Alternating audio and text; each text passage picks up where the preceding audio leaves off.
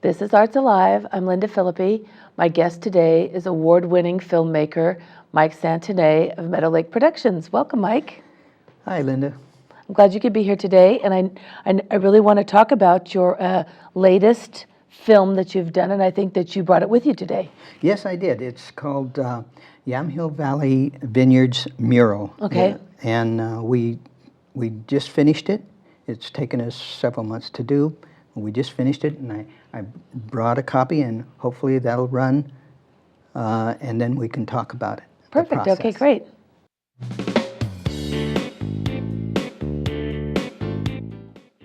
Our friend John Stromme asked us if we wanted to see the mural he and his painting partner, Eddie Johnson, were painting at the Yamhill Valley Vineyards. One of my basic principles is never to pass up an opportunity to visit a winery. So, of course, we said yes.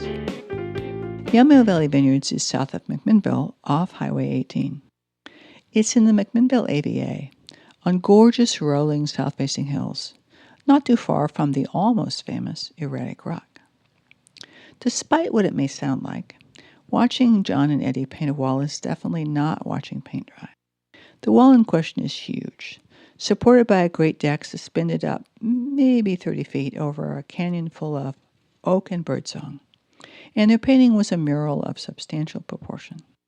We asked winery owner Dennis Berger to tell us how this project had come about.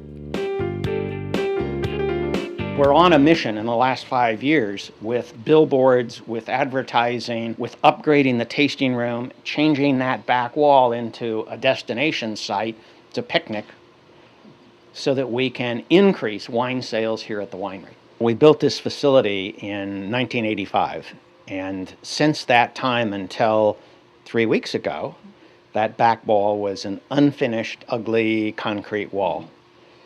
And what triggered it was my daughter, who works in the tasting room and sells wine. And in the spring in the warm weather, we walked outside and she looked over at the wall and said, "Dad, what's up with that?" And when you get used to something, you never really see it. We entertained several ideas. What are we going to do? And our tasting room manager said, my brother-in-law is an artist, and he's done some murals. I have done a party room mural, 9 feet tall by 25 feet of a vineyard. And he came by.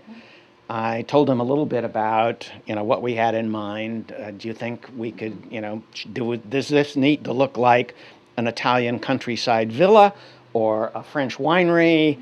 And he said, well, let me put a couple of ideas together. I looked at the whole scope of the project and decided I needed somebody to help me, obviously. And I asked John if he would help. We got together and we put together a digital drawing. And the ideas he put together were granite stone wall with cutouts for windows, with giving it depth so that when people sat outside, they weren't looking at an ugly stone wall, but a beautiful stone winery. We draw these out with chalk, much like you would use on steel, and then we come in and stamp patterns into it. We talked a lot about how we are going to make these textures, and we've used brushes and sponges and all kinds of different textures. We've been reduced to sponge and brush. Yeah, pretty much, yeah. The sponge has been really good.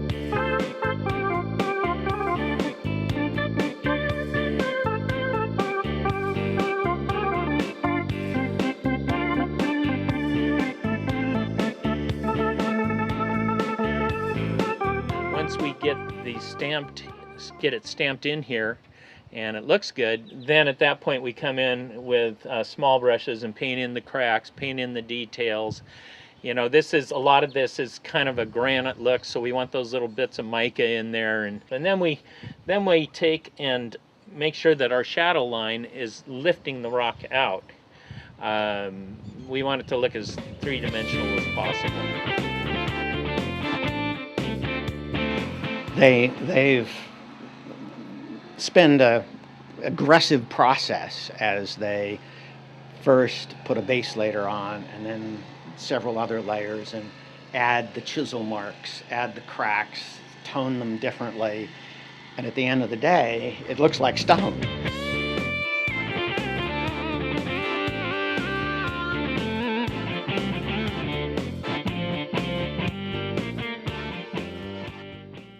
The wall was finished, but John and Eddie had one more idea. They asked assistant winemaker Ariel Eberly to bring the wall alive.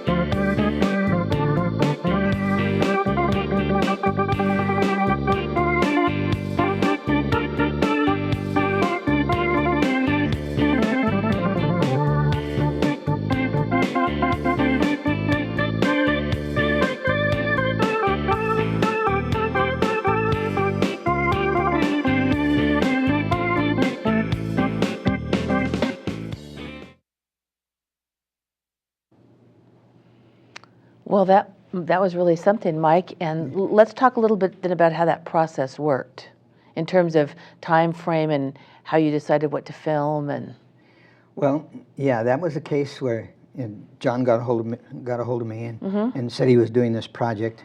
Actually, I think we ran into him at the public market okay, in right, McMinnville, right.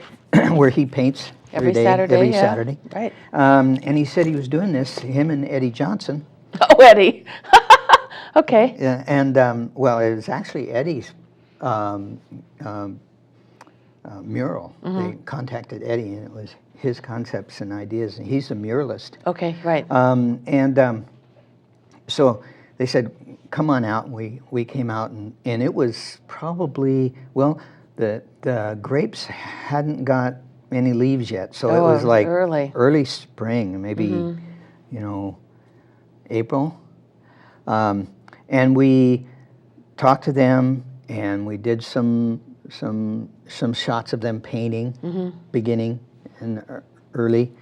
And then we came back twice more. Okay. Once in the summer and once later when they were almost done. We talked to Dennis Berger, the owner of the winery, and interviewed him. Okay. We had to get permissions from everybody and permissions from him to film the winery. All of that in writing. And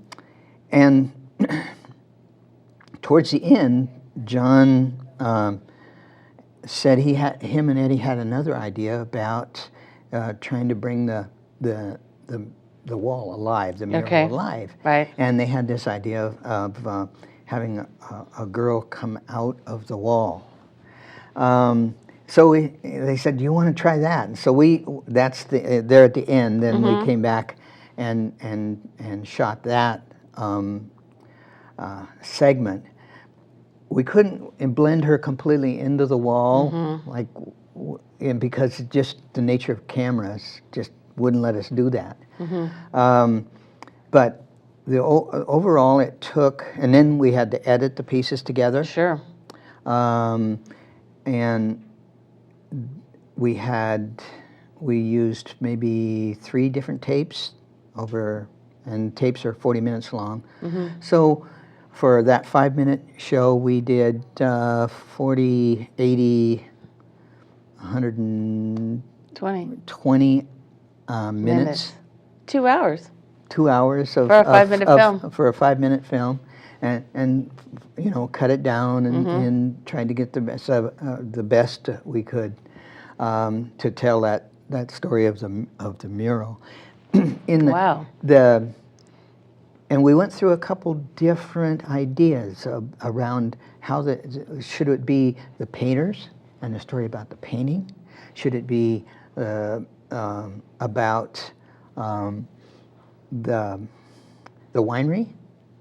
And so actually, Or tell it from the grapes perspective. yeah, from the grapes. But you go from you try to sort out different ideas, Sure. and then we settled on a story of the mural itself, but tried to get information about how they did it in their process, and the thinking of the fellow of Dennis, who wanted to turn his ugly gray wall into something that was much more attractive. Sure, a true work of art. I mean, that's Oh, yeah. amazing. Yeah. Because it's expensive, I'm sure. And, thinking about how it took 120 minutes to come up with 5 final minutes and all those hours of editing, it makes you really realize why it costs so much for Hollywood to produce a film. Oh yeah. Oh well. and even if you look on the cost of producing something, it is for the professionals well over $1,000 a minute. Wow. Okay. Us amateurs, why we Yeah. just do it. You It's work a for labor of love. Exactly. But there is a satisfaction in finishing something and telling a story and putting something together that is the satisfaction of creating. That is its own reward. Well, Mike, do you and Elizabeth have any projects lined up? Yes, we do. Okay. Well, Yes. then what are they going to be? Well, we have we're working on a story for the community theater. Oh, gallery? The gallery. Okay. And that's one of those where we've been working on it a while and we're still editing. Another story that we've been working on, that we'll be working on until April of 2013, and I'll come back and we'll talk about that sure. more, but that's called One Poem a Day Won't Kill You. I love that. I think it's a fabulous idea. And that is a combination of performance and poetry, but from showing people around Yamhill County reading their favorite poems. Sure. 2 to 3 minutes, and then we'll show it every day for the month of April. When you first talked about that project, I was thinking it was every day for a year, and I kind of got excited, and I thought, gosh, he should call this person and this person. Wow, I wonder if he'd consider this poem and this poem. And then I sort of reread the thing, and I said, 30 poems. Okay, Lynda, back off. Well, we've got well more than 30. Good. Yeah. You can do it for next year. Well, and we may be able to do it, not every day, but weekly. You know what I was thinking when you first were talking about it is Poetry Corner. Like Garrison Keillor does. Oh, yeah. At night at 10 o'clock, and he reads, he says today's the birthday of some poet or the other, and then he reads a poem, probably not by that poet, but it's kind of like that little bedtime story, and Garrison Keillor's little voice, and I thought, that would be a great thing for Mike to do. Yeah, I love that idea. Yeah, it's actually the idea of Phoebe Newman. Okay. And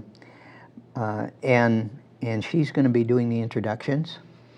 Okay. But those kind of projects, again, engage us in the community and engage us in creating stories. Well, you do a wonderful job with it. I mean, and to tell you the truth, I've been on the other end, kind of, maybe interviewing people and things when you've been doing some of your filming, and I think you're just a natural. You're a natural director, producer. Really do have a knack for it. Just, yeah. I'm not sure about the directing part. The producing I do like. Well, anyway, Mike, thanks very much for being here today, and I can't wait to see you again. Okay.